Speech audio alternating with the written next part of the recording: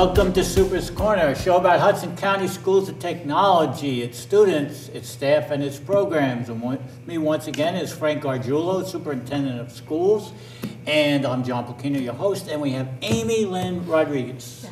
She's the director of Explore 2000, and Perry Martahena, did I say it right? Is a sixth grade student at the school. Welcome to the show. Thank you. Thank you for having us. We'll start with Frank, and Frank, just give us a general overview of Explore 2000 and kind of talk about that. Generally speaking, the vocational education is permitted to educate students from 6th grade to 12th grade. This is our 6th, 7th, and 8th grade program, our middle school program. Most people don't even know we exist. It's a special place to be because, as you'll see as we go on with the program, it's intended to educate students in a different way. And again, you know, my whole spill on educating what interests kids or through interest, well, this is a perfect example of that kind of a program where the school is fun and interesting and a lot of good learning is taking place. I'm sure Amy and Perry are going to explain that to you in detail, but if I was coming back to school, You like to go there? I'd be with Amy.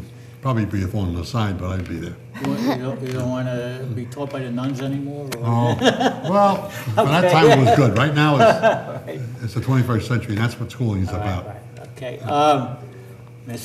Miss Lynn Rodriguez, okay. Tell us how this learning environment is different than a traditional learning or traditional school. Well, like Mr. Gargiulo said, all of our project-based academies throughout the district actually blends traditional learning with integrated instruction. And by that we mean taking the students out in the field very similarly to learn all about science, math, language arts, social studies within different contexts, field experiences. We actually call experts into the school to work with our students as well. So again, the interest level of the students engages them to want to learn more. Before I forget, Yes. I want to congratulate you. She's a new mother. She's son is Andrew. I think your husband's in the control room there, right? And congratulations. Thank you. You have me blushing. Okay. And Perry. Yeah. Now, I'm a little disappointed. You didn't wear your fedora, but you were there at that the showcase. So, Perry, tell me a little bit about your experiences at the school and how you like it or what you're getting from it. Yeah, well, for like the most part of my life, I was homeschooled.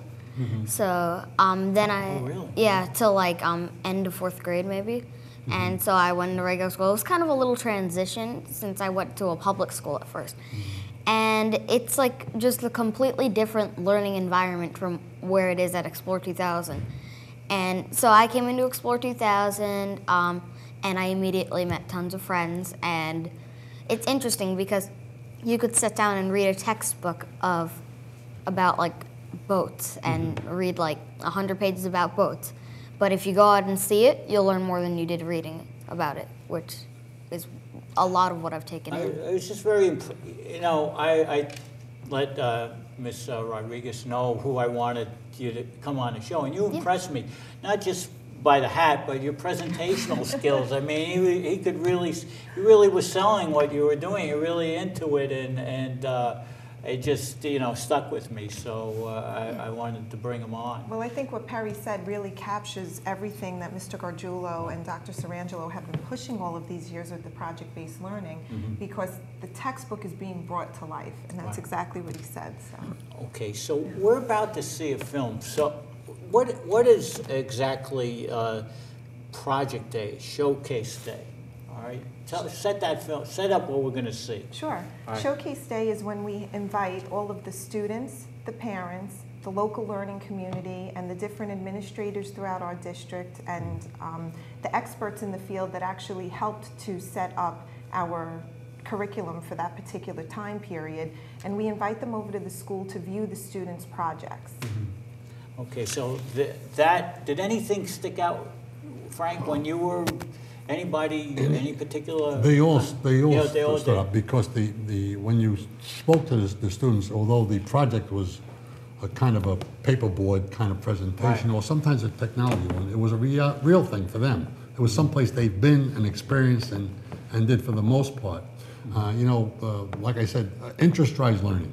Right. And the students I spoke to were definitely interested in what they were doing. Right. And understood it and could explain it.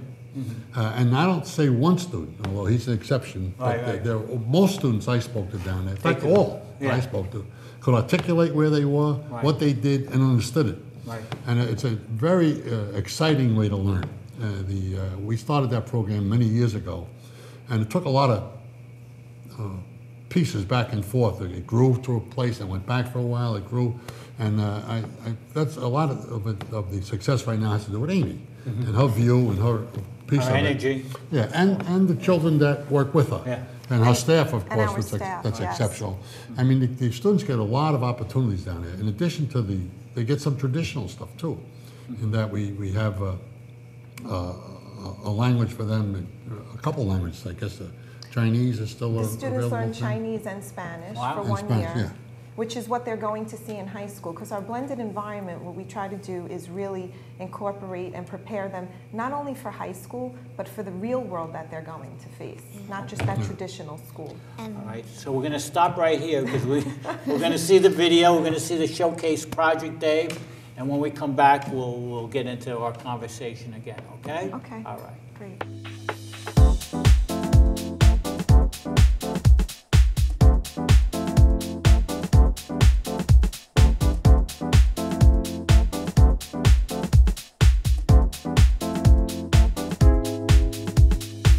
This was a mobile with facts that I made for the Yogi Berra field trip. It's kind of crisscrossed, but the red side is the facts, and then the blue side is the picture. Now for Ellis Island, I did a slideshow so I could show pictures of the island along with facts about the immigrants. Thousands of people were inspected every single day. And now many people in the US have descendants that came through Ellis Island. I know myself, I do. This is my presentation for the 20th century, and we went on 8 field experiences: Ellis Island, the Tenement Museum, Thomas Edison, Madame Tussauds, Yogi Berra, and Rutgers, and the Intrepid, and it was a lot of fun. Right now I'm working on 1920s music, and that's my year. So I chose to do music because I'm really into music now, and it's really interesting to me, so I want to see how it was back then. And what I like about Explore 2000 is that, well, it allows you to express your creativity and show your creative side as well as your academic side. Oh, I am overjoyed, and I am so proud of my children for today. They have worked so hard to actually present their projects, and they worked even harder to create them. We've been on several field trips, and each one of these projects is supposed to represent what they saw and how they felt about it. I'm overwhelmed, and tears come to my eyes because I know how hard my babies work. Okay, and I am so proud of them.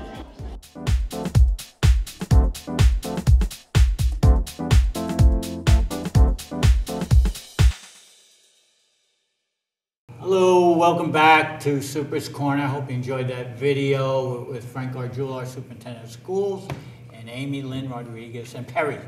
All right, and Frank, the curriculum and they go out and they see, go on field trips, but how is the evaluation process run, or is there any grading to this, or how do we evaluate the students? If I had my druthers, there'd be absolutely no grading Right. in any place in the district, but that's not a reality right now, only because the state is boxing us into all kinds of requirements. But the school originally was intended to be a school without grades. That doesn't mean without feedback. Right. And I think that they've captured that piece down there, because basically the school revolves around activities that support the academic content. And the content is not the focus. The activities become the focus, and they bring the content into it. What I said to you earlier, that I'd like to be in that school. You know why? Because they do things. They don't. The things they do is not just sitting around a desk. If you walk into, you'll see it on the TV. You'll see that the configuration of the place is a wide open, kind of like a friendly place. And a lot of people would say there's no learning going on, but they're mistaken. There's very deep learning going on and lasting learning. Right. The kids that get involved in those things, like whether they go into the wolf pack or the fish tagging or the forest or whatever they're doing, those scientific pieces they pick up, the seining piece, the piece of the Meadowlands, like I'm only thinking of some things I signed off on. Right. Amy, I could think of. Those are wonderful experiences for kids because they're hands-on stuff. I mean, not everybody can be a book learner. In fact, most of us are not.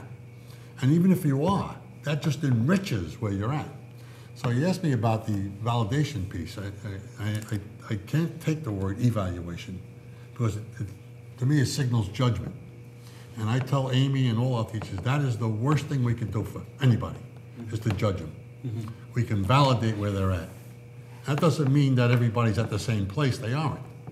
But we need to give good feedback to kids in the world we're in so that they can grow and they can try new things and they're safe to try them.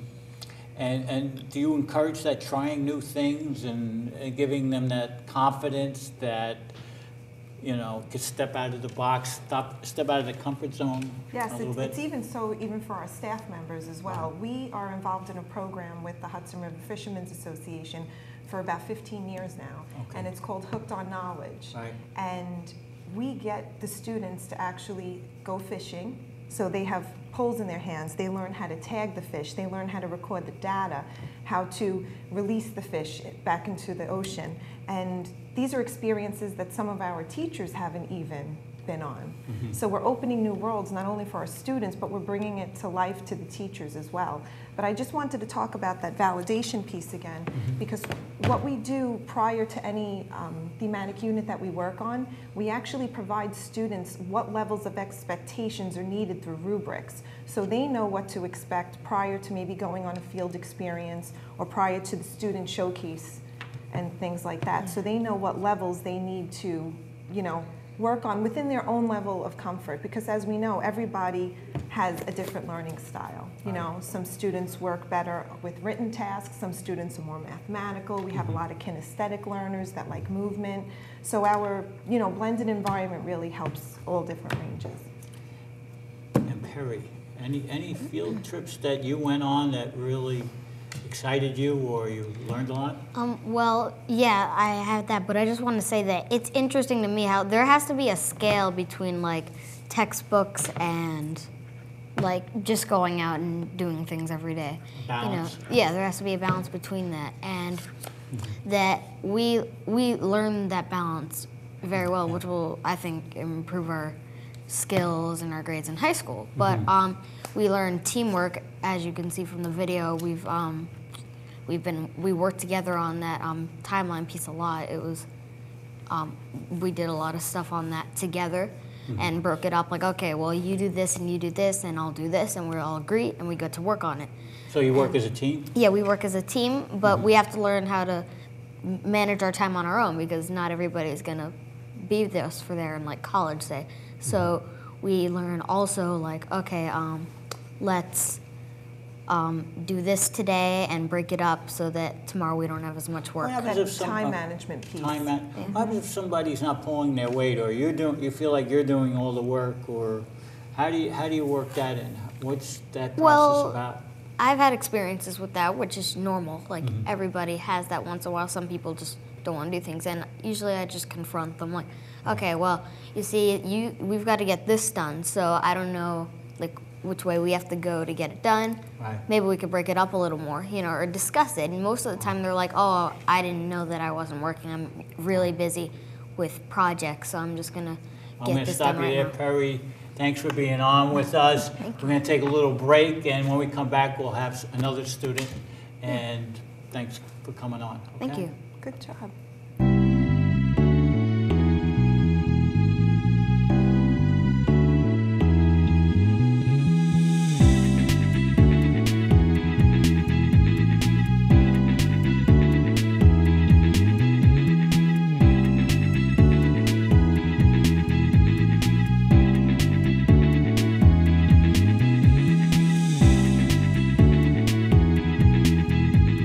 In Explore 2000, the students stay with us for 3 years. They're first, second, third year students from 6th, 7th, and 8th grade.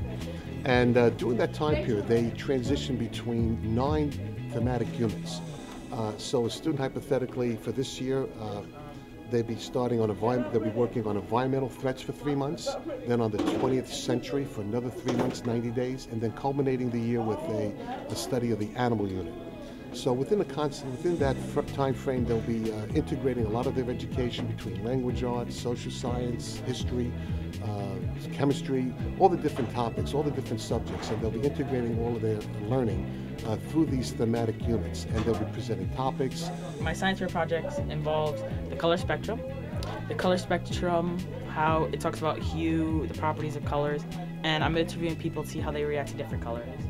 We do a lot of verbal presentation, but also a lot of written presentation also. And in the framework of all this thematic unit, we still have structured math classes where the students are able to put together and sharpen their mathematical skills and their science laboratory skills also. What I like about Explore 2000 is you could be an individual. It's not every day, okay, you have to do math, language arts right off the top. It's about individuality, and you make your own projects on how you think you experienced the field trip. The field experiences, they're a very unique way of learning because no other schools have them. And you just get to know your work, you know your class, and it's a hands-on thing.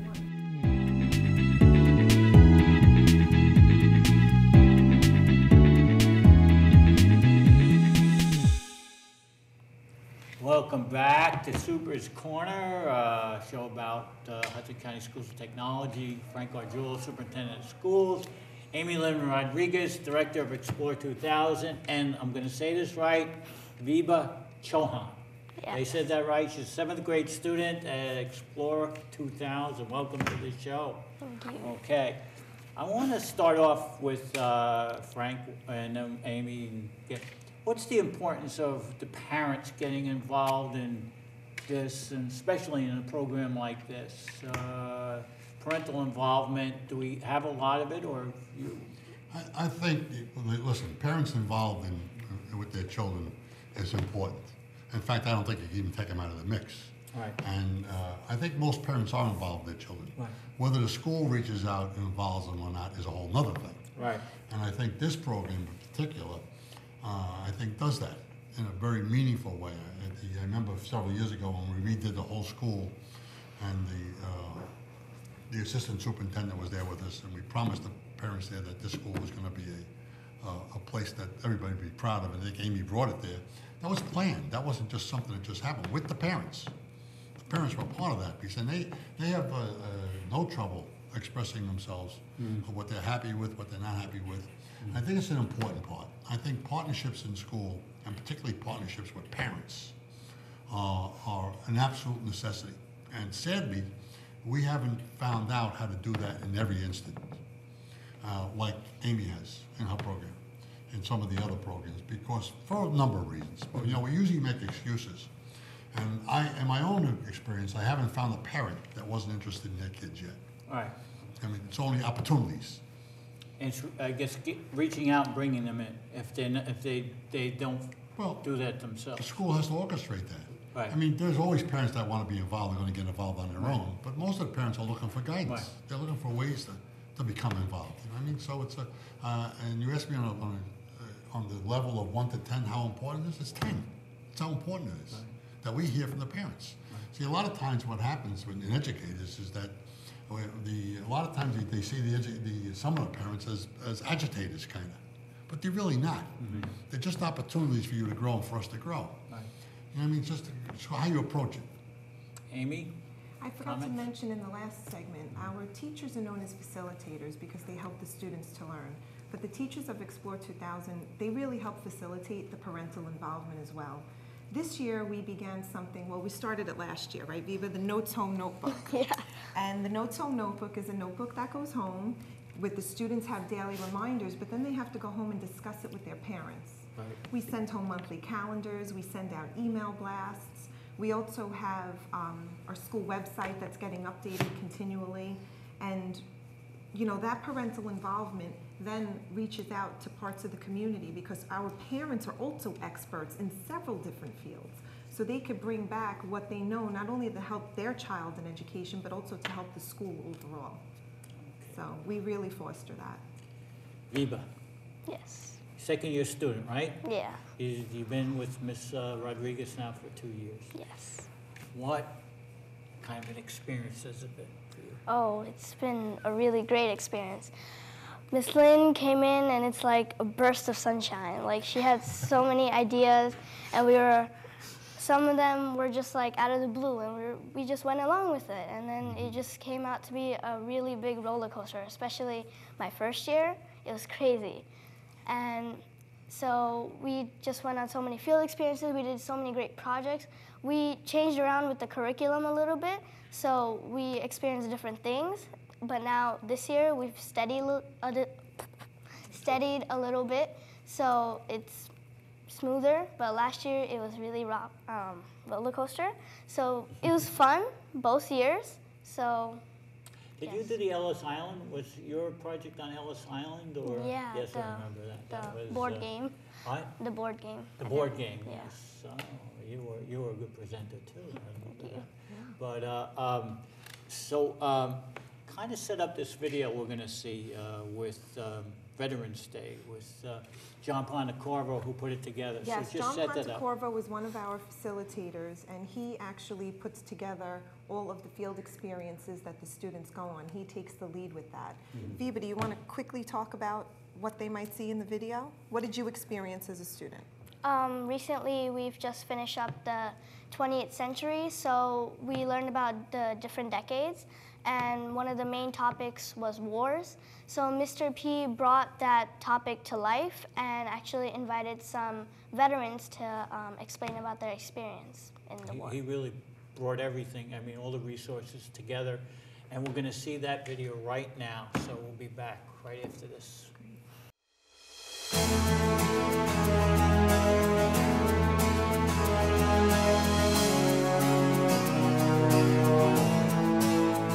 Canabo Reyes, Desert Storm veteran, retired Gunny Sergeant, United States Marine Corps.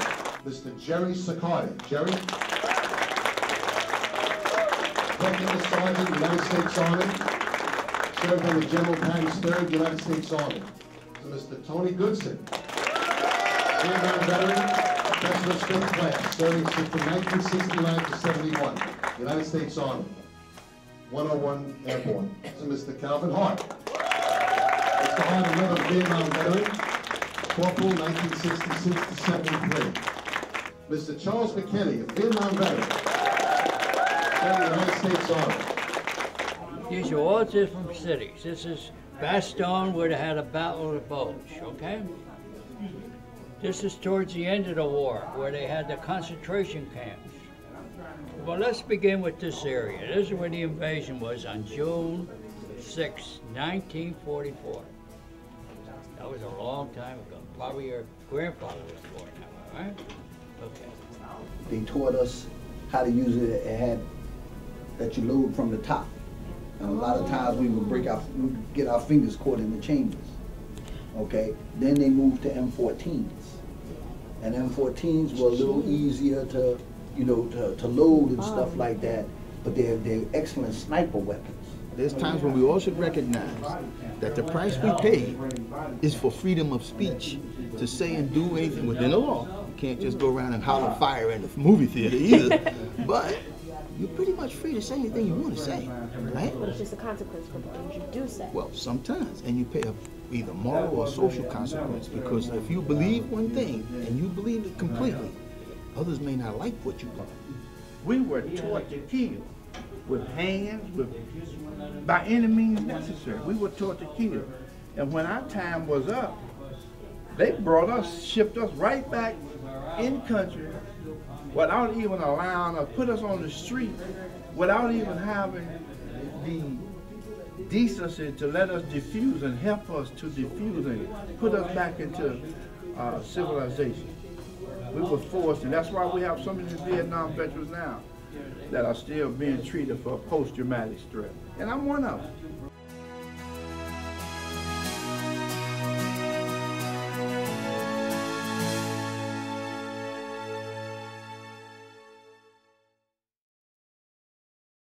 let's start with Viva.